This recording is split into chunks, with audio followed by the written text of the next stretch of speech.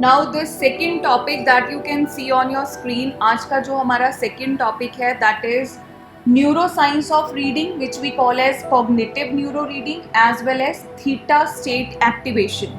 These are the two topics of quantum speed reading that we are going to cover today. All right. सबसे पहले हमारे पास question आता है what is cognitive neuroscience of reading. What is that? अब हमें reading पता है. We often consider reading mean something. आपके सामने कोई टेक्स्ट है एंड यू स्टार्ट रीडिंग, जिसे हम कहते हैं reading is a simple act. We call it as a simple act and it is one of the complex things. ये सबसे कॉम्प्लेक्स टास्क होता है when it comes to cognitive neuroscience of reading. Now what is that? Cognitive neuroscience of reading ये एक field है that explores the brain mechanisms. Now you can highlight these points in case you want to note down that what is cognitive neuroscience of reading. Cognitive neuroscience of reading क्या है? This is basically the field जो क्या explore करता है? Brain mechanism, neural pathways and the cognitive processes. I have highlighted three things here. First हमारे brain का mechanism, दूसरा हमारे जो न्यूरल पाथवेज हैं. Neural pathways are basically the path of the neurons. We have different neurons in our brain. हमारे brain की जो neurons होते हैं they are interconnected to one another, so that is called the neural pathway. And third one is the cognitive process.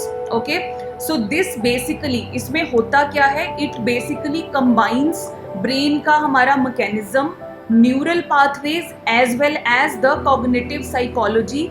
और ये बहुत ही important है when it comes to the reading and improving the reading. Okay, now this cognitive neuroscience of reading it is not only looking at the words. Be sure, इसका मतलब सिर्फ ये नहीं होता कि आपको वर्ड्स को देखना है.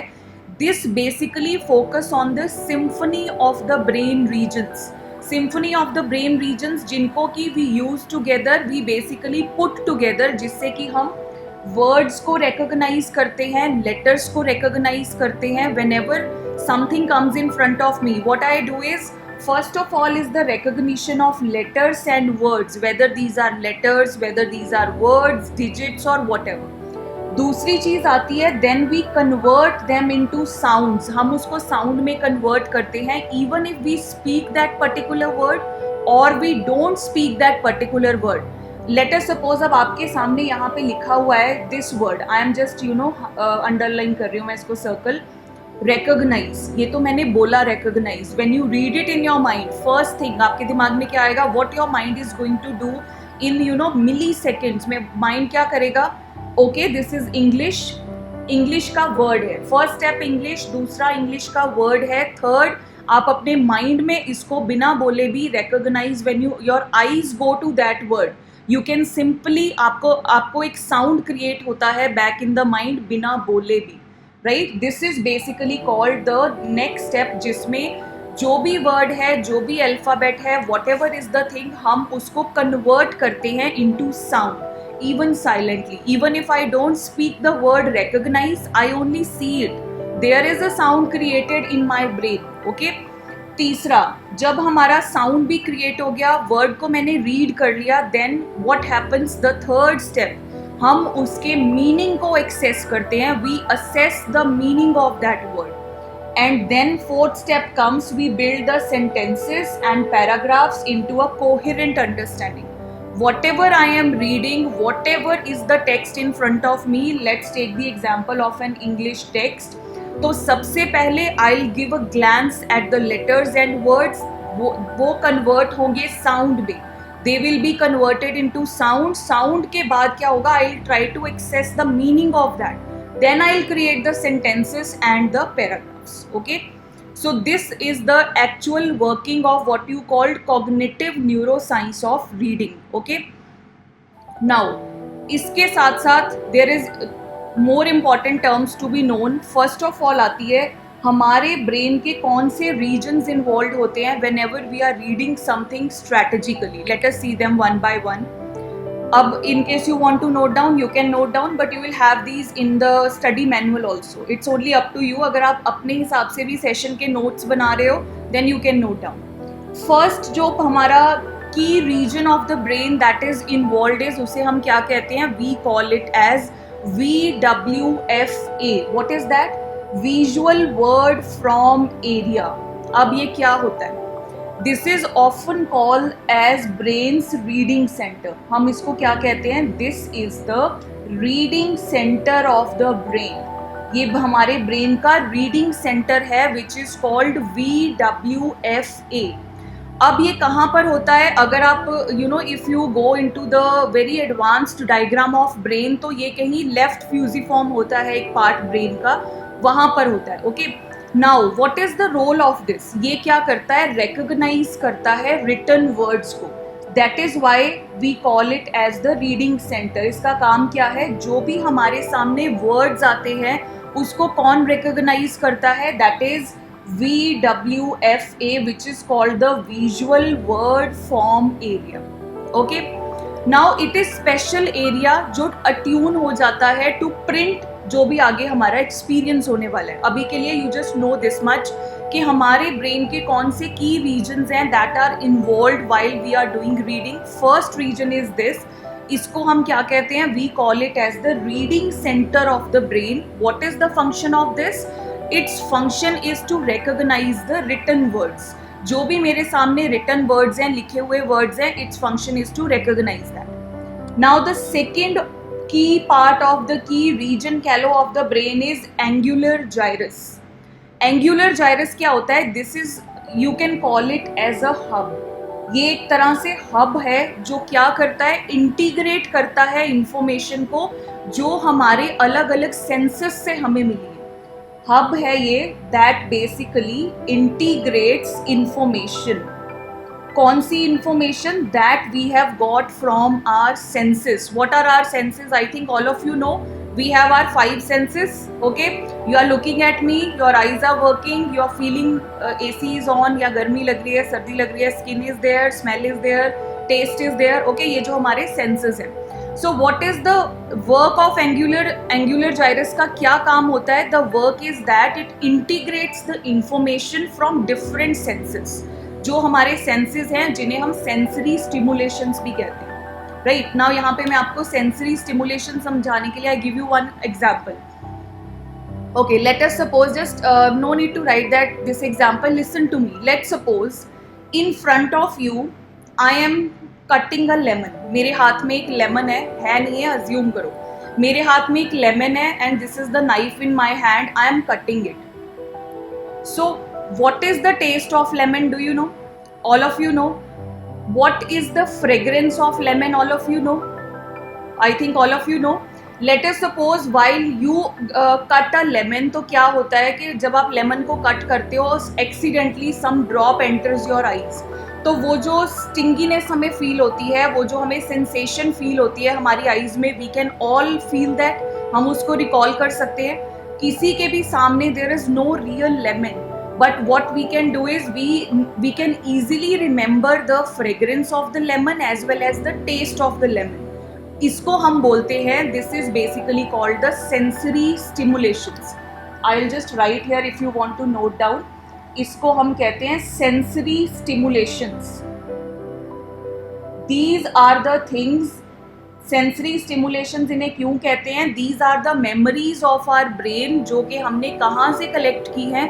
From our 5 senses. Okay, now coming back to angular gyrus. अब ये जो एंगुलर जाइरस है इसकी क्रूशियल रोल इसका कहाँ पे आता है? वेन एवर स्टूडेंट्स और learners they are studying English.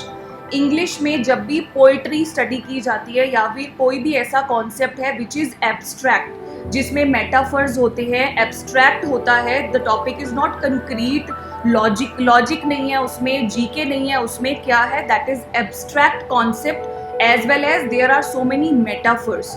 There comes the role of angular gyrus. Okay.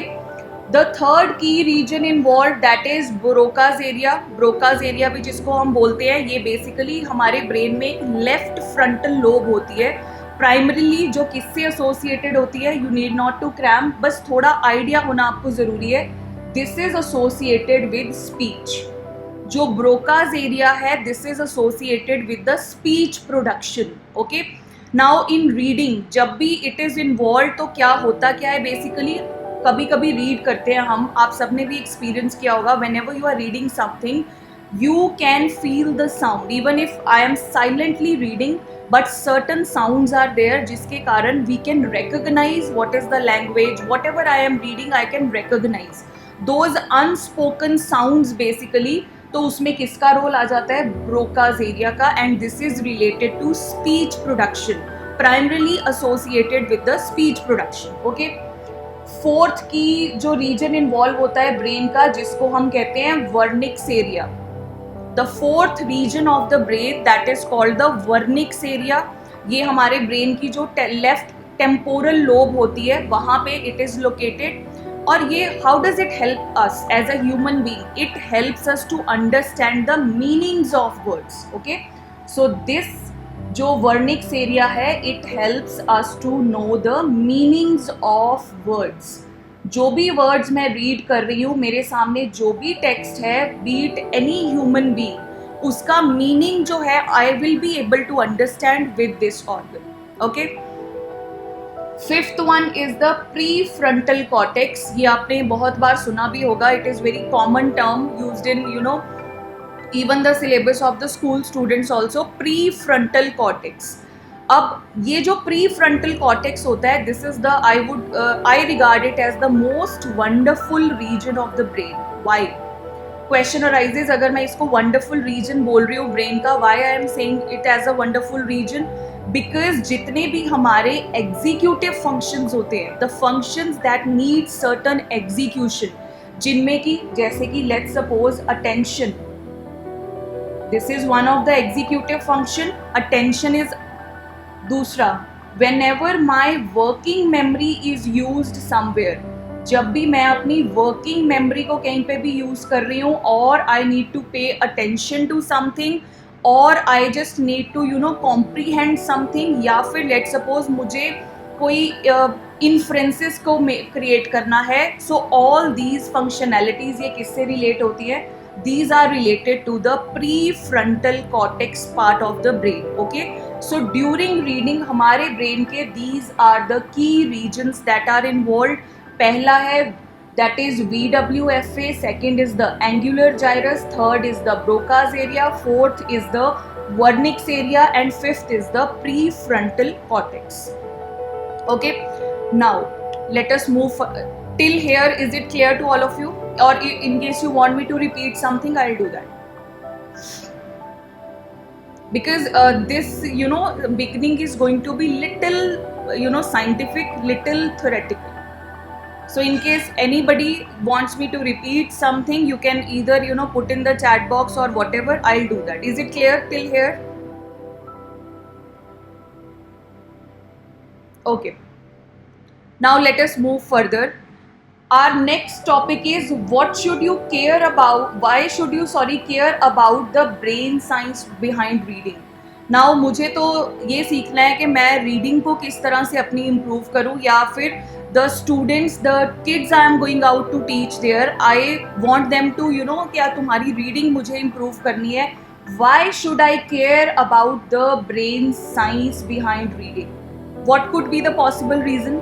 हमें ये सब चीज़ों के बारे में why do we need to study? Once we know the actual science, then only we know how we can read and what are the basic things we while do the reading.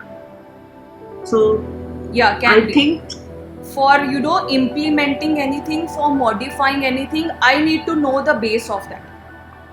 Can be? And also means see, for me means we can after knowing the brain science, then only we can know that where we are lacking while reading and memorizing the things, and where I need to work on. Yes. All right, very good.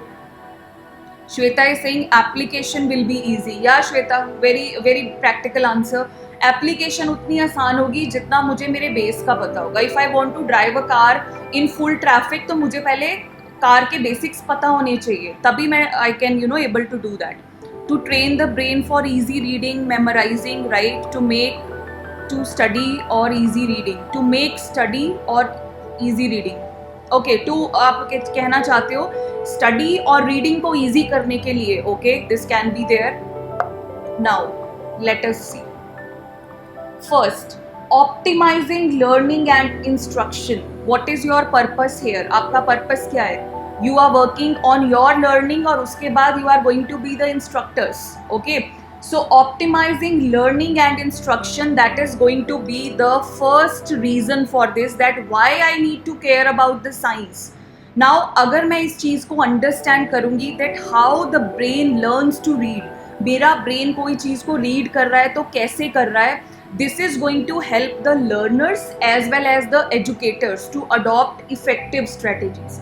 आपकी strategies उतनी effective होंगी जितना आपको पता होगा. आप अपनी learning को, टीचिंग को, इंस्ट्रक्शन को you can optimise it well. How you can optimise it well? अगर आपको ये बेसिक्स पता हो. Second, addressing the reading difficulties. Reading की जो डिफिकल्टीज हैं बेसिकली क्या होता है, as Shalaka only told now, कि अगर मुझे पता होगा where are the problem areas, what are the things involved, where a person is lagging, where my student is lagging, तभी आप क्या कर सकते हो, उसकी जो भी रीडिंग डिफिकल्टीज हैं आप उसको सॉल्यूशन दे सकते हो. You can address the problem. Okay, so therefore this basically provides insights into conditions. आपको मैं बताती हूँ, रीडिंग के रिलेटेड कुछ कंडीशंस होती हैं जिसको एक डिसलेक्सिया सुना होगा आपने. आई राइट हियर DYSLEXIA, डिसलेक्सिया. ये क्या होता है? ये ऑफन इन्वॉल्व होता है जब डिफरेंस आता है हमारे ब्रेन में फोनोलॉजिकल इंफॉर्मेशन को प्रोसेस करने में. What is phonological? फोनेटिक्स होते हैं इंग्लिश में. किससे रिलेट करता है? साउंड से. साउंड के रिलेटेड अगर ब्रेन में प्रॉब्लम आ रही है इंफॉर्मेशन को प्रोसेस करने में, दैट्स कॉल्ड डिसलेक्सिया. ये this is something add on है आपके लिए ये. So therefore, how will I be able to address the reading difficulty? मुझे problem areas figure करना, उनको address करना easy हो जाता है once I know these. Enhancing comprehension and speed, this is the by default. ये तो by default benefit है, by default reason है कि ये चीज़ मुझे पता होनी चाहिए. अगर I know the neural bottlenecks मुझे पता है, मुझे efficient pathways पता है, then I can, not only I can, we all can. Every learner can consciously as well as subconsciously हम अपने brain को ज़्यादा effectively train कर सकते हैं. Okay? And last, the best reason, I think the most important reason, lifelong literacy. Lifelong literacy is a deeper appreciation of the reading process.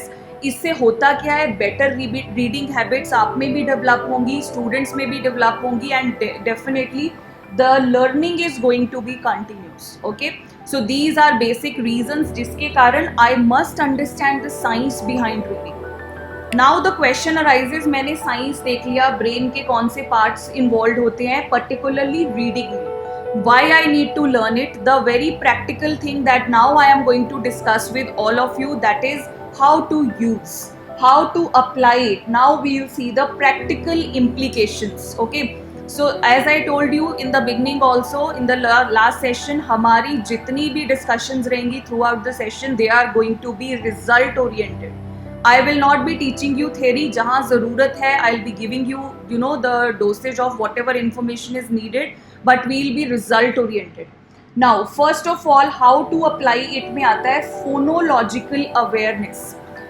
Now applying the cognitive neuroscience principles, इसमें first thing I am going to discuss with you is phonological awareness. Phono always relate to sound. You must know this thing. English में phonetics होते हैं, वो किससे relate करते हैं? Sound से.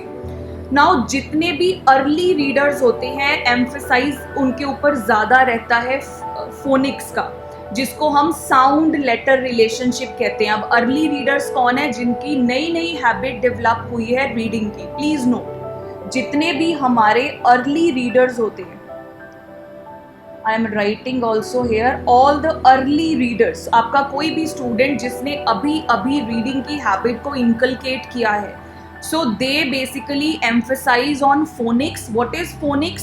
Sound and letter relationship. English में letters होते हैं, उसका पर्टिकुलर साउंड होता है, their relationship is called the phonological awareness. अब इसमें ये स्ट्रेंथन करता है हमारे न्यूरल पाथवेज के किसके बीच में, between the visual and auditory sounds. I repeat, this helps to strengthen the pathway किसके बीच में, visual means my eyes and auditory means related to my ears, sound से जो रिलेटेड है उसके बीच का जो न्यूरल पाथवे है उसको स्ट्रेंथनिंग मिलती है using this is the practical usage of that. अब ये तो मैंने आपको अर्ली रीडर्स बताया। Now there is a category जिनको हम कहते हैं एडवांस्ड रीडर्स। एडवांस्ड रीडर्स कौन होते हैं? They are basically the people who are not the beginners, not the intermediate, but काफ़ी रीडिंग को करते हैं, काफ़ी चीज़ों को रीड करते हैं, they have this habit and everything. Now जितने भी एडवांस रीडर्स होते हैं उनमें this helps in their सब वोकलाइजेशन का कहाँ बेनिफिट होता है? in the comprehension is the most important part of reading. Second, कोई भी कॉम्प्लेक्स टेक्स्ट को रीड करने के लिए what comes into action is सब vocalisation. So this is the practical implication of this cognitive, all the things that we have studied. पहली चीज आती है फोनोलॉजिकल अवेयरनेस में इम्प्रूवमेंट होती है.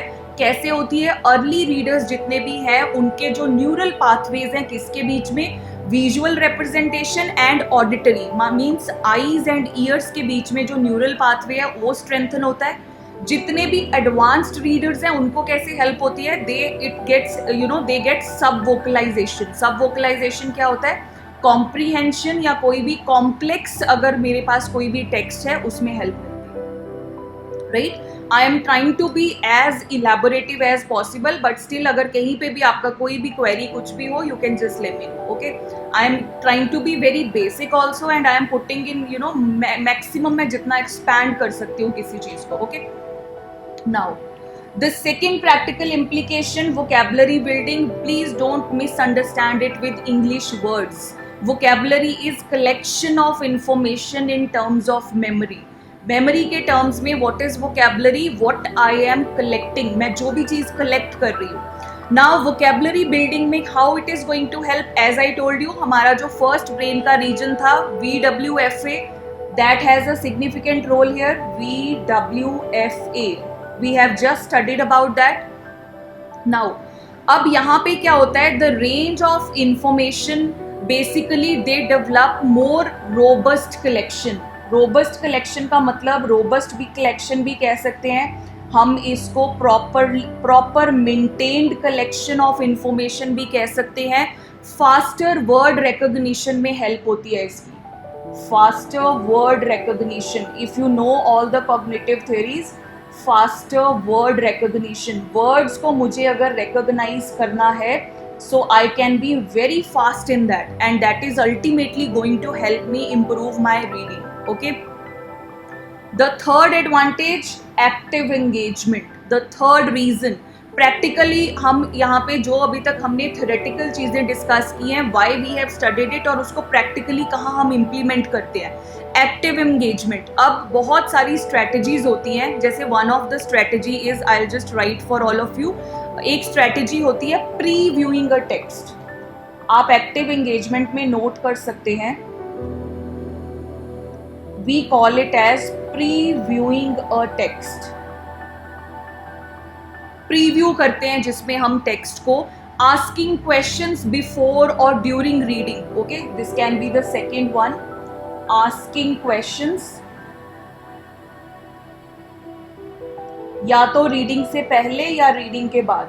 आई एम एरो लेफ्ट वाले का मतलब है रीडिंग से पहले, राइट वाले का मतलब है रीडिंग के बाद. Okay, so they actively engage in pre frontal cortex और बाकी एरियाज, जिससे कि हम अपने ब्रेन को फोर्स कर रहे हैं कि what ever information, what ever input I am giving you, you store it more deeply and make more deep connections. Okay, so this is what we call as the active engagement. Now, last but not the least, minimize distractions. This is the practical implication of what we have studied. We can minimize the distractions. Now see, अब हमारा जो brain है that requires significant amount of attention whenever we are reading something. A quiet environment basically, या फिर जिसमें noise या फिर distractions are minimum, this basically allows the brain to allocate more processing power. So therefore this is going to be a very simple implication, that is minimizing the distractions. Okay, now let us go through a real example. एक practical example पे जाते हैं, और आप अगर ये practical करना चाहो you can do it. First, let us suppose that you have a complex academic paper. आपके पास कोई भी academic paper है. मैंने एक यहाँ पे term use किया academic paper. It can be anything. All right. First of all, अब यहाँ पर हम real example में let us imagine that you are reading a dense academic paper या some dense text you are reading. Okay. अब हम इन steps को कैसे we are going to apply in our reading. Let us discuss that, and these are going to be important. All right. Now the first process जो हमारा आता है which we call as initial scan. This is going to be my first step which I call it as initial scan. Visual input जो है सबसे पहले किसके पास गई? मैंने टेक्स्ट को देखा. आप यहाँ पे लेफ्ट साइड पे आपको एक बुक नजर आ रही होगी. Don't try to read it but look at that. Whenever I look at that book, सबसे पहले जो मेरी इनपुट है, विजुअल इनपुट कहाँ पे गई? VWFA में एंड प्री फ्रंटल कॉर्टेक्स में. Right. Your eyes first scan a little abstract, कितने पैराग्राफ्स हैं, क्या है टेक्स्ट में, थोड़ी सी स्कैनिंग की आईज ने. देन जो हमारा VWFA है इसने क्विकली आइडेंटिफाई किया whenever we are scanning. I think आप इतना जूम तो नहीं कर पाओगे, ये जो मैंने विजुअल यूज किया है ये सिर्फ आपको समझाने के लिए. ये जो हमारा VWFA है उसने क्विकली आइडेंटिफाई किया familiar terms whenever I am just glancing, कौन कौन सी टर्म्स फेमिलियर है. Remember last time I showed you a picture जिसमें 2 बच्चों के नाम जो थे 2-3 people were able to tell, Sunita and something. Right. यहाँ पे VWFA ने क्या किया? फेमिलियर टर्म्स को क्विकली उसने क्या किया? आइडेंटिफाई किया. अब जो मेरा प्री फ्रंटल कॉर्टेक्स है वो क्या करेगा? साथ की साथ when ever this scanning is done, pre frontal cortex will start forming the initial predictions. Initial predictions क्या होती हैं? रेलेवेंस क्रिएट होनी शुरू हो जाएगी मेरे दिमाग में. और ये ऐसा नहीं है कि यहाँ 1 मिनट इसको लगेगा, नेक्स्ट 5 मिनट्स इसको लगेंगे, नेक्स्ट 10 मिनट्स इसको लगेंगे. No, this is going to be very quick. ये हम सबका ऑटोमेटेड फंक्शन है ब्रेन का. Visual input went into VWFA and prefrontal cortex, दोनों अपने वर्किंग में आ गए. VWFA ने क्या किया? आइडेंटिफाई किया सिमिलर टर्म्स को, जबकि प्री फ्रंटल कॉर्टेक्स ने क्या किया? उसमें initial prediction about the text, about the paper, whatever I am reading, उसने रेलेवेंस क्रिएट करना स्टार्ट कर दिया. This is our first step whenever we read something. दूसरी चीज आती है word recognition and subvocalization. अभी मैंने आपको बताया वो कहाँ पे? VWFA as well as Broca's area, वो दोनों एक्टिवेट होते हैं. जैसे ही लेट अस सपोज मैंने वो जो मेरा एकेडमिक पेपर है उसकी इंट्रोडक्शन को रीड करना स्टार्ट किया. Every academic paper has an ऊपर उसका कवरिंग नोट होता है या फिर उसकी इंट्रो होती है. So as we begin to read the introduction, तो जो VWFA है इंस्टेंटली उसने रिकॉग्नाइज कर ली, उसने इंटेंगल करना शुरू कर दिया, एज वेल एज उसने क्या किया? जो ब्रोका एरिया है उसको एंगेज किया. अब उसकी एंगेजमेंट से क्या बेनिफिट होता है हमें? हम सब वोकलाइज कर पाते हैं कॉम्प्लेक्स टर्म्स को इफेक्टिवली, एज वेल एज हम क्या कर पाते हैं? In our head we start reading. Now getting the points how this is practically done. First of all first step मैंने आपको बताया. उसके बाद आई हैव टोल्ड यू जब भी entanglement super positioning comes into play, तो जो ब्रोकाज एरिया है वो क्या करता है? सब वोकलाइज करना स्टार्ट कर देता है कॉम्प्लेक्स टर्म्स को. Since I am talking about a complex reading paper, academic paper, तो वो क्या करेगा? कॉम्प्लेक्स टर्म्स को effectively, that is you start hearing those terms, you start hearing those words in your head. Okay. तीसरा step आता है meanings create करना, जिसमें कि हमारा वर्निक्स एरिया एंड एंगुलर जाइरस का रोल आता है. अब सबसे पहले जो वर्निक्स एरिया है वो कम्स इनटू एक्शन. वो क्या करता है? रिट्रीव करता है scientific meaning of each term from your long term memory. अब whenever you read a text, let us suppose that you are reading Thirsty Crow. Once upon a time there was a crow was very thirsty. सब चीज़ का मतलब पता है आपको, और thirsty crow का नाम आते ही आपको पूरी स्टोरी भी पता है. You need the end also, and में पानी पिया, उड़ गया, ये हुआ वो हुआ, यू नो दैट. वो कहाँ से आया? From my long term memory, that came from my long term memory. So therefore क्या होता है, जो वर्निक्स एरिया है that comes into action, whatever I am reading it starts to retrieve from my long term memory. कि इसका मतलब क्या है? Is it a familiar information? If yes, then what is the meaning of that? Okay. Next आता है हमारा angular जाइरस. Angular जाइरस से help से what I can do is it works to integrate together the phrases and sentences.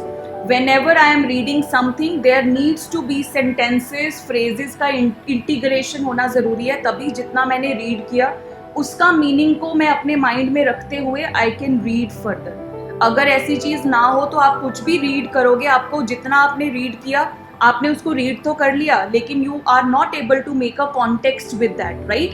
So therefore यहाँ पे क्या होता है, angular gyrus integrates the individual meanings. जो मेरे वर्नेक्स एरिया ने मीनिंग्स और लॉन्ग टर्म मेमोरी से चीज़ों को रिट्रीव किया कि okay you are reading this, इसका कुछ मेरी लॉन्ग टर्म मेमोरी में है, उसने आगे उसको लेकर आया. उसके बाद जो एंगुलर जाइरस है उसने उस चीज़ को what Wernicke's brain brought forward, उसने उसको किसके साथ इंटीग्रेट कर दिया? With the phrases and sentences. Okay, now so when you encounter a sentence, late us suppose the measurement of one entangled particle or something like that, or let us suppose if I say light is a form of energy and speed of light is 3 to 10 raised the power minus 8.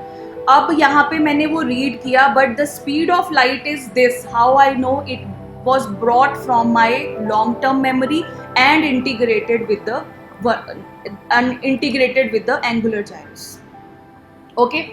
उसके बाद आता है हमारा next step which we call as comprehension and interference, जिसमें कि हमारा prefrontal cortex जो है it is constantly at work. Okay, अब इसमें होता क्या है, it holds the information in the working memory. जैसे जैसे आप चीज़ों को रीड कर रहे हो, just try to understand.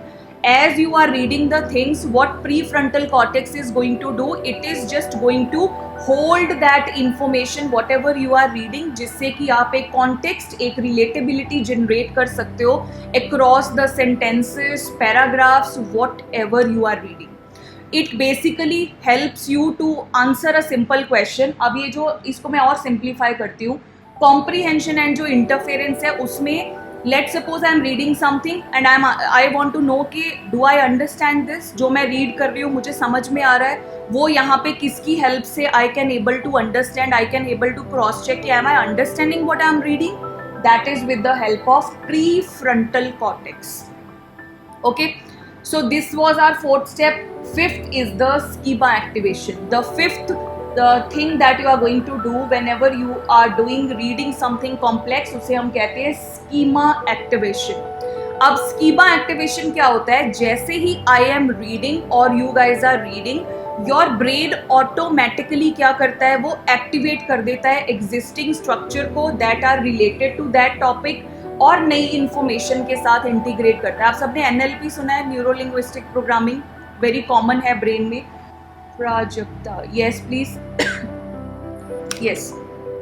Ma'am, you had explained in the second point about word recognition and subvocalization. Yeah.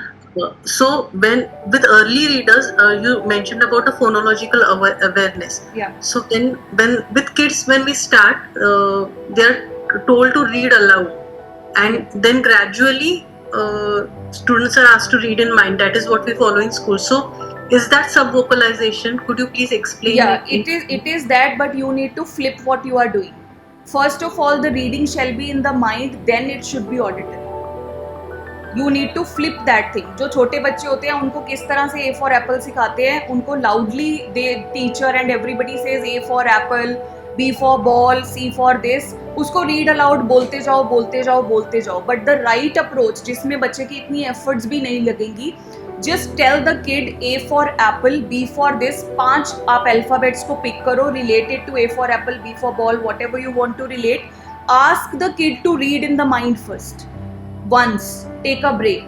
Twice, take a break. Thrice, take a break. चौथी बार उसको बोलो, now you speak.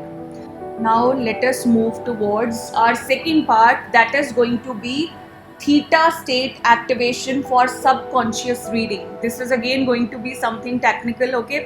तो थीटा स्टेट एक्टिवेशन क्या है, कैसे apply करना है, I give you initial में एक आइडिया देती हूँ. थोड़ा थोड़ा ये मेडिटेटिव स्टेट से रिलेट करता है, ओके? जस्ट ताकि आपका एक रोड मैप इज सेट, थोड़ा थोड़ा मेडिटेटिव स्टेट से ये रिलेट करता है. Now what is theta state activation? सबसे पहले let us discuss that.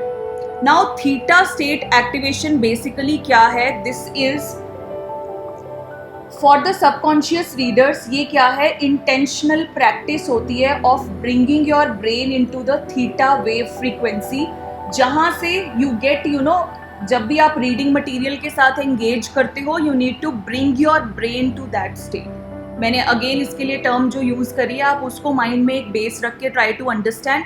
It relates to the meditative state, okay? So theta state क्या है? ये सब किसको रेफर करता है when it comes to subconscious reading? ये एक प्रैक्टिस है जिसमें you just bring your brain into the theta wave frequency जब आप एंगेज करना स्टार्ट करते हो किसी भी रीडिंग मटेरियल के साथ. Now what is the idea? इसके पीछे आइडिया क्या है? The idea is to bypass some of the conscious analytical processing जो कि बीटा में ऑपरेट होती है. अब यहाँ पे allow the information to be absorbed. ये तो था कि what actually this is. अब इससे स्टेप से भी पहले I just want to tell you something more informative also. वो भी आपको बहुत हेल्प करेगा. Let me just add a page. Yeah. अब यहाँ पर एक चीज आपको मैं बताती हूँ. हमारा जो ब्रेन है it operates at different frequencies, okay? Theta state activation को समझने के लिए आपको ये पता होना चाहिए. Our brain operates at different frequencies, right? अब ये जो फ्रीक्वेंसीज होती हैं they are basically beta, alpha and theta, okay? सबसे पहले if I talk about beta, okay? अब यहाँ पर देखो इसकी फ्रीक्वेंसी जनरली कितनी होती है? What I can remember, it's somewhere between 10 to 30 hertz. I think you all know the frequency के जो यूनिट्स होते हैं they are hertz, okay? So this is the beta frequency. अब यहाँ पे इसको थ्योरी को थोड़ा सा प्रैक्टिकल में लाइफ में लेके आते हैं. Awake, alert, focused, problem solving, stress, इसके साथ ये फ्रीक्वेंसी रिलेट करती है. I again repeat, if you want I can write, I will change the colour of pen ताकि नोट्स लेने इजी हो जाए. अब जो ये बीटा फ्रीक्वेंसी है, this is the frequency when we are often awake, whenever we are alert. हम जब भी अलर्ट मोड में होते हैं, जब भी हम फोकस्ड मोड में होते हैं, और you can also say whenever we are active, whenever we are in active mode also. And जब भी आप किसी भी प्रॉब्लम को सॉल्व कर रहे हो, कोई बच्चा है मैथ्स का क्वेश्चन सॉल्व कर रहा है, फिजिक्स का क्वेश्चन सॉल्व कर रहा है, whatever is doing problem solving, तो वहां पे what is the frequency? That is the beta frequency, okay? उसके बाद the second one which we call as alpha. हमारी ये जो अल्फा फ्रीक्वेंसी होती है, this ranges somewhere between 8 to 10. हाँ, ये इससे पहले है तो this would be 8 to 10 hertz के बीच में होती है. अब ये फ्रीक्वेंसी में हम जो होते हैं कब होते हैं? What is the state of brain, state of consciousness whenever we are in this? Whenever you are calm, जब भी आप you are in a calm posture, CALM, I am writing here. whenever you are calm, या फिर जब भी आप let us suppose that you are in a real relaxed state में होते हैं, calm and relaxed state होती है, तब हमारी ये कौन सी होती है? that is the alpha state, okay? अब आती है हमारा जो कॉन्सेप्ट भी है जिसे हमने डिटेल में स्टडी भी करना है, which is called the theta. इसकी जो फ्रीक्वेंसी होती है that is even lower than alpha. Alpha से भी लोअर होती है theta state. That is somewhere around 3 है या 4 है, लेट मी राइट 3 से लेके 8 हर्ट्ज तक है. 3 to 8 हर्ट्ज के बीच में, which we call as the state of deep relaxation, यहाँ मैंने रिलैक्सेशन बोला, we have a mental state of deep relaxation, I write this also, relaxation state भी होती है हमारी. We in this frequency we are very intuitive. The people who have the strong intuition power, I tell you, कई आपके भी आसपास कोई होगा या आप में से भी कोई हो सकता है जिसने ये एक्सपीरियंस किया हो that yes I have a very strong intuition power, या मेरे कोई नोन में है उनकी इंट्यूशन पावर बहुत स्ट्रॉन्ग है. They people are generally in this state, theta frequency में होते हैं, और यही फ्रीक्वेंसी एक्टिवेट करके हम अपनी रीडिंग स्किल्स को, मेमोरी की स्किल्स को इन्हेंस कर सकते हैं. Now this is a state of deep relaxation in which you are very, you know what I told you, बहुत ही आप intuitive होते हो. Your creativity is also basically at, you know, creativity is at peak, your imagination is at peak. आपकी जो memory consolidation है that is also, you know, increasing or it is at already peak. Okay. अब ये वो state होती है जिसमें हमारा subconscious mind जो है that is highly receptive. That is why ये जो state है, this state is highly important in memory science. Memory science में this is the most important state, और इसी की activation हम करते हैं जब भी whenever you want to read something. एक आप normal read करना, एक theta state activation को read करके करना. I just want to know one thing, आप सबके पास you have 10 minutes extra today because I won't be able to complete the session by 8:30. So you have 10-15 minutes extra. Okay with everybody, थोड़ा सा अगर extend कर दें आज class को. Alright, let's continue. So theta state में क्या होता है, I have already told you. Now theta state activation जो होती है, इसमें जो वेव फ्रीक्वेंसी है, whenever you bring the readers to this frequency, तो उसमें रीडिंग के मटेरियल के साथ the person who is reading उसकी engagement increase होती है in this frequency. Once the engagement is increased, अब ये आइडिया क्या होता है कि हमने बाईपास करना है हमारी कॉन्शियस अवेयरनेस को to what we are reading. Okay, so ये एक जनरल ओवरव्यू था, ये मैंने आपको बताया. थीटा फ्रीक्वेंसी या theta, what is that, theta state होती क्या है. 3 फ्रीक्वेंसीज हैं, highest is the beta, beta से कम इज द अल्फा, अल्फा से भी कम is the theta. Okay, now let us move further. Now understanding would be easy for you. अब हम देखेंगे what are the steps to activate. Steps are very simple. आपको देख के वो लगेगा कि हाँ ये शायद मुझे पता था, okay, but it would be a quick revision also. अगर आप ये स्टेप्स करवाते हो स्टूडेंट्स को, यू विल सी आपकी एफर्ट्स कम लगेंगी, रिजल्ट ज़्यादा आएगा. This is for sure. First इसमें आता है preparation, which is 5 minutes before. आपको ये जो मैंने पॉइंटर्स दिए हैं उससे आइडिया लग रहा होगा इसमें करना क्या है. First of all is the quiet environment. Quiet environment क्या है, you just need to minimize the distractions. Distractions को हमें मिनिमाइज करना है, माइनस डिस्ट्रैक्शंस. मैं थोड़ा सा नोट्स की फॉर्म में, you know, I am just teaching you that also. ये माइनस है, minus distractions means you need to minimize distractions. Notifications, popups, noise और ट्रैफिक नॉइसेस, कोई भी नॉइस जो हो वो कम करनी है हमें. जब ये चीज़ होती है, होता क्या है बेसिकली, वाई डू वी से कि डिस्ट्रैक्शन कम होनी चाहिए, sit at a quiet place, quiet environment. What actually happens is this signals your brain that it is safe and it is ready to relax. ये बेसिकली ये होता है, this is a signal to our brain that yes you are safe now and you can relax more deeply. Next आता है हमारा comfortable posture. ये meditation, तभी मैंने बोला ये थोड़ा थोड़ा मेडिटेटिव स्टेट से रिलेट करता है. कंफर्टेबल पोस्चर, सिट और lie down. Some people prefer reading, लेट के रीड करना प्रेफर करते हैं, कुछ बैठ के रीड करते हैं. You should be comfortable whatever posture that is, but posture ऐसा होना चाहिए that during reading you don't sleep. ऐसा भी पोस्चर नहीं होना चाहिए you just take the quilt and blanket, सीधा होके हम लेट रहे हैं, बुक इज हेयर, वहाँ पे definitely the reader is going to fall asleep. ऐसा पोस्चर नहीं होना चाहिए. It should be comfortable but not the sleeping posture. Next, hydration. Again, you know it relates to water. Choose appropriate material. This basically means start with the material that is somewhat engaging. जब भी आपने किसी बच्चे की किसी की भी reading को इम्प्रूव करना है, जिस मटेरियल से, जिस टेक्स्ट से आपने उसको इंट्रोड्यूस करना है, वो उसके लिए इंटरेस्टिंग होना चाहिए. That must be interesting. अगर आप उसको जनरली बोलोगे अच्छा तुम लो स्टोरी बुक लो, let's suppose you are teaching some student and you say take a story book and start to read it. This does not be assure कि वो बच्चा है उसे स्टोरी बुक ही अच्छी लगती होगी या एक पर्टिकुलर पोएम्स की बुक अच्छी लगती होगी. No, choose appropriate material. I find it as the thing which basically is engaging, या फिर जो लर्नर, जो रीडर के अकॉर्डिंग एंगेजिंग है, आपको वो मटेरियल पिक करना है whenever you are training the kids. Okay, ये तो था हमारा प्रिपरेशन.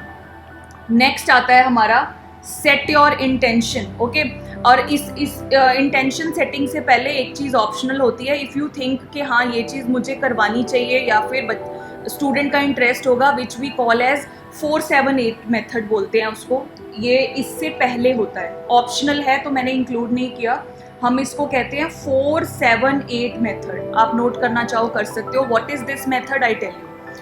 क्या करना होता है? मेक द स्टूडेंट और जो भी रीडर है उसको पहले इनहेल करना है. Inhale slowly through the nose count करना है 1 2 3 4. इनहेल 1 2 3 4. होल्ड करना है फॉर 7 1 2 3 4 5 6 7 के काउंट तक होल्ड करना है. और एक्सहेल करना है. अगेन एक्सहेल कैसे करना है? That is not through the nose, through the mouth. ये चीज ध्यान रखना है इसमें. 4-7-8 का जो रूल है, inhale through the nose 1 2 3 4, hold it at the count of 7 and exhale 1 to 8 तक के काउंट में. and most importantly there should be exhalation of the breath through mouth, not through nose. ये चीज़ ध्यान रखनी है. ओके, इफ़ यू फील कि हाँ ये वाली चीज़ कैन हेल्प द किड और हेल्प द रीडर, आप करवा सकते हो. And this is optional. But इसको हम क्या कहते हैं in terms of reading technique और memory technique, which is called the 4-7-8 method. Okay, next हमारे पास आता है set your intention. What is that? Reading से पहले mentally state the purpose of reading. जो भी रीडर है, जो भी बच्चा है या आप भी हो, आप कुछ भी रीड कर रहे हो, just mentally state the purpose of reading. What is the purpose? कि मुझे इसमें से इंफॉर्मेशन जो भी इम्पॉर्टेंट है, effortlessly I just want to absorb the information. Whatever information is important, I just need to absorb it. Okay, तो ये basically अपनी इंटेंशन, अपने फोकस को सेट करना होता है. And these steps are very powerful, very very powerful I would say. Okay, intention set में क्या है? Before reading, let's suppose I am going to read something complex जिसके बारे में मैं कुछ नहीं जानती हूँ. तो when I am setting my intention, I will say that no problem, मैंने इसको comfortably with complete relaxed mind, I'll be able to do it. I know I'll be able to do it. Positive affirmation कह लो या intention set करना है. Okay. Next what you need to do is soft gaze, या फिर जिसे हम कहते हैं peripheral awareness while reading. आपने intention को set करवा दिया, then comes reading को start करना, which we call as the soft gaze. मैंने ये last session में भी term use की थी. Soft gaze क्या होता है? Instead of focusing intensely on each word, जो हम किस में करते हैं, बेसिकली बीटा फेज में करते हैं. ट्राई कि हमें एक सॉफ्टली गेज करना है टेक्स्ट के ऊपर. Look at the words, you know, if you are trying to look at the whole paragraph, तो वर्ड टू वर्ड मत देखो, थोड़ा blocks, multiple words at the same time. Softly gaze through the text. This is what we call as the soft gaze. Okay, next हमारे पास क्या आता है? Allow your peripheral vision to be active. अब यहाँ पे आईज पे अगर आप प्रॉपर स्ट्रेन करोगे while reading, this you need not to do. इससे क्या होगा? फोकस आपका लेस होगा. Don't strain your eyes. Soft gaze में आपने सॉफ्टली जो टेक्स्ट है उसको, you just need to look at that text. Now some people find it helpful जब वो अपनी आईज को मूव करते हैं in a linear fashion. Linear fashion क्या होता है? In a horizontal straight line. कुछ लोगों को ये हेल्पफुल लगता है, but it is generally advised कि जब भी आप टेक्स्ट को गेज कर रहे हो तो आप उसको ब्लॉक्स में कहीं कहीं पे, जिसको आपने सुना होगा, विच वी कॉल है स्किमिंग एंड स्कैनिंग. आपने स्किमिंग स्कैनिंग 2 टर्म्स सुनी होंगी, इंग्लिश की कॉमन टर्म्स हैं. स्कैनिंग छोड़ दो. स्किमिंग क्या होता है? जब हम वी जस्ट गो ओके, थोड़ा सा आइडिया लेते हैं, सॉफ्ट गेज करते हैं. These are all the things of the soft gaze. Okay, उसके बाद आता है trust the subconscious and release control. So soft gaze क्या है? प्रेशर नहीं करना है, स्किमिंग करनी है हमने अपने टेक्स्ट में what we are reading. Okay, यहाँ से सब दिखता है. I am seeing everybody, what everybody is doing here. All right. So now next is trust the subconscious and release the control. What is called trusting the subconscious? This is basically consciously analyze करना हर word क्या है, हर phrase क्या है. Don't do that. Starting में कोई ज़रूरत नहीं है. Don't worry अगर आप consciously डिटेलिंग को ग्रैब नहीं कर पा रहे हो. Don't worry. Goal is absorption, not understanding. यहाँ पे गोल एब्जॉर्प्शन है, अंडरस्टैंडिंग नहीं है. और जब भी आप यहाँ पे जस्ट एक बार गो थ्रू कर रहे हो, री रीड नहीं कर. Don't ask the child to reread कि अगर ओके यहाँ पे हम देख रहे हैं टेक्स्ट को, ओके यहाँ पीछे क्या था. नो, ये चीज नहीं. Avoid this thing immediately. And even if you feel your self drifting, तो जेंटली आप अपनी अटेंशन जो है, जब हम रीड नहीं कर रहे हैं, गेज कर रहे हैं, जनरली क्या होता है, our mind starts to go here and there because I am not reading, I am not going word to word. So यहाँ पे क्या है, सॉफ्ट गेज करना है. उसके बाद don't go word to word. Okay, अब यहाँ पर हमारा नेक्स्ट इसके साथ स्टेप आता है पोस्ट रीडिंग इंटीग्रेशन. आपको लग रहा होगा कि ये रीडिंग से पहले 1-1.5 घंटे के कुछ स्टेप्स हैं. 1-1.5 घंटे के स्टेप्स नहीं है, जस्ट 5 to 10 minutes लगते हैं इन चीज़ों में. I am explaining you even in detailed form.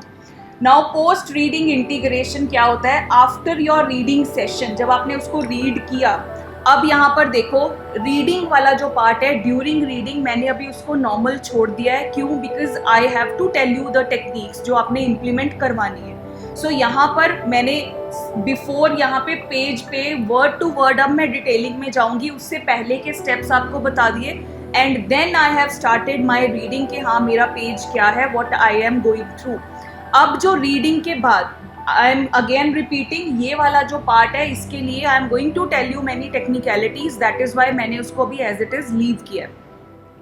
Now post reading, let us suppose मेरे सामने एक पेज था, मैंने उसको पूरा रीड कर लिया. Generally we all do this mistake. Reading के बाद हम जैसे ही रीडिंग खत्म हो गई, हम अपने ब्रेन में क्विकली ये लेके आते हैं हमने क्या रीड किया, what we have read. This is a very practical thing, सभी यही करते हैं. Don't immediately jump into something, ऐसा आप मत करो. What is the ideal state after post reading? जब भी आपने चीज़ों को रीड किया, close your eyes for few moments. You do practical this thing.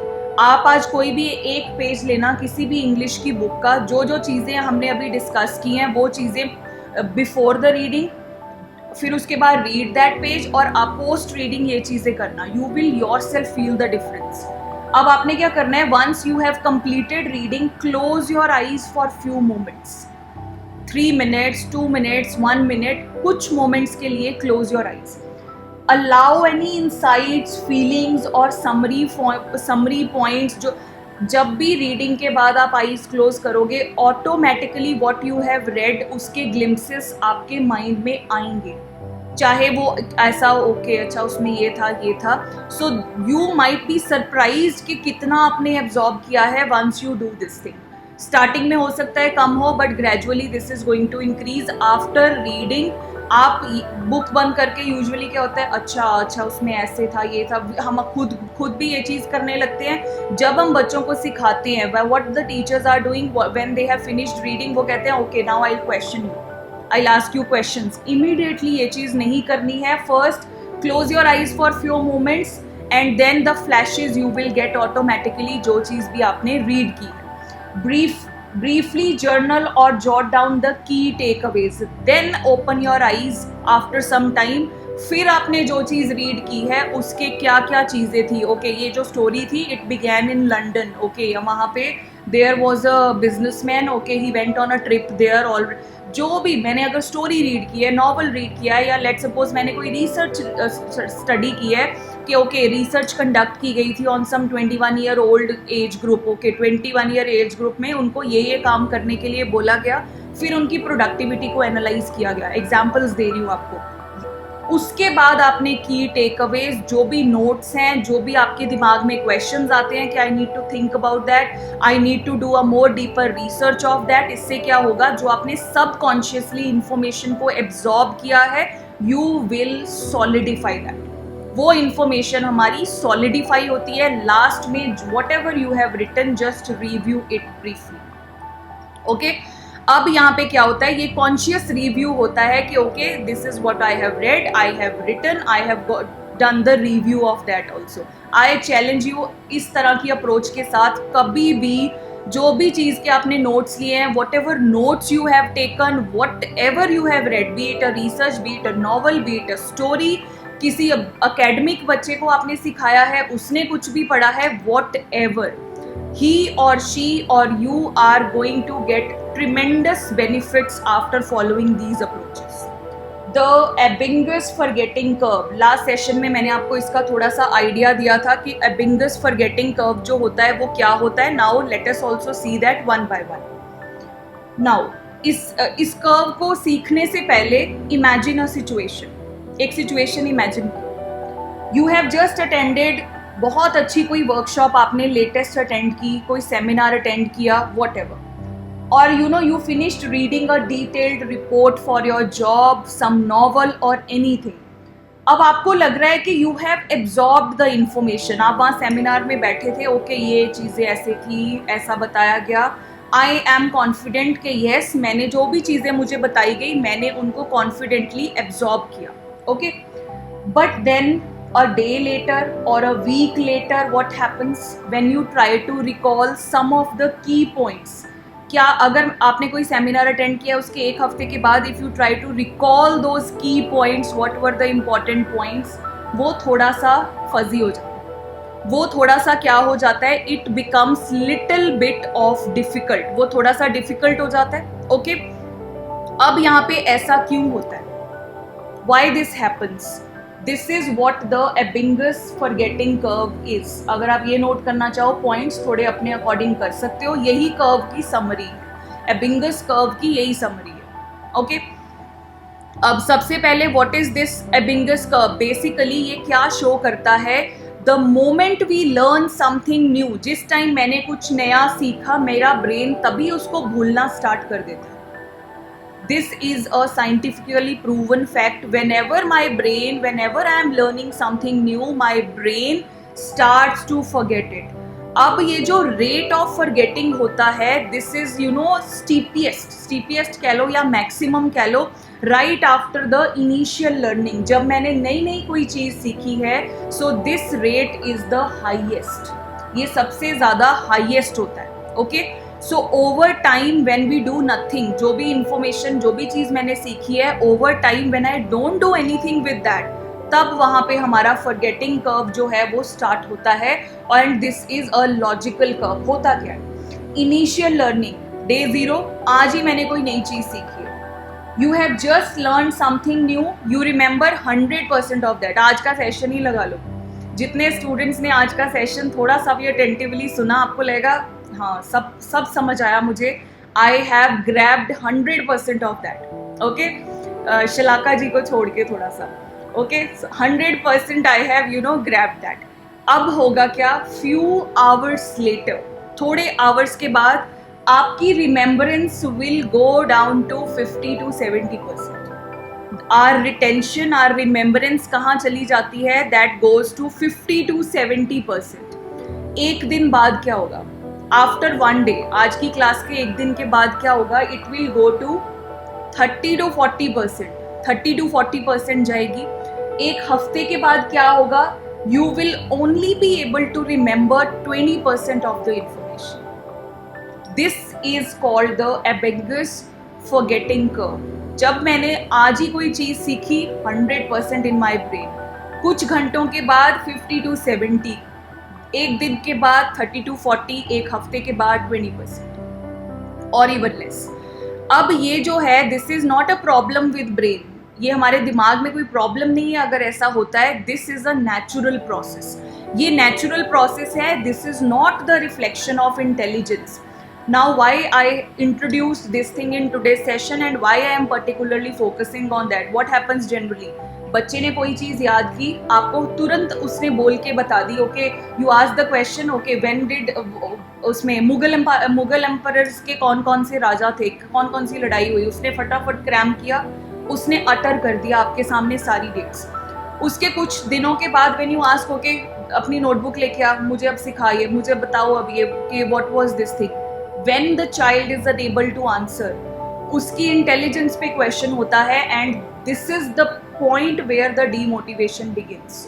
वहाँ से चाइल्ड जो है डिग्रेड होना स्टार्ट हो जाता है and teachers and parents are responsible for the ill achievement बोलो या डिग्रेडेशन ऑफ चाइल्ड बोलो, because it is related to intelligence which is not so. That is why this curve जो है aware करना for all the teachers, for all the memory trainers is very important.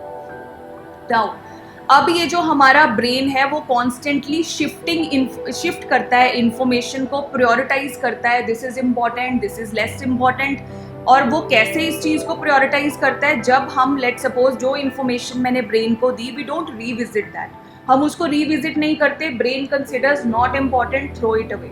This is the actual functionality of brain. Okay, so ये है हमारा Ebbinghaus forgetting curve, this is the exact graph. ये exact curve है उसका, इस तरफ हमारी retention है और इस तरफ नंबर ऑफ डेज है। ओके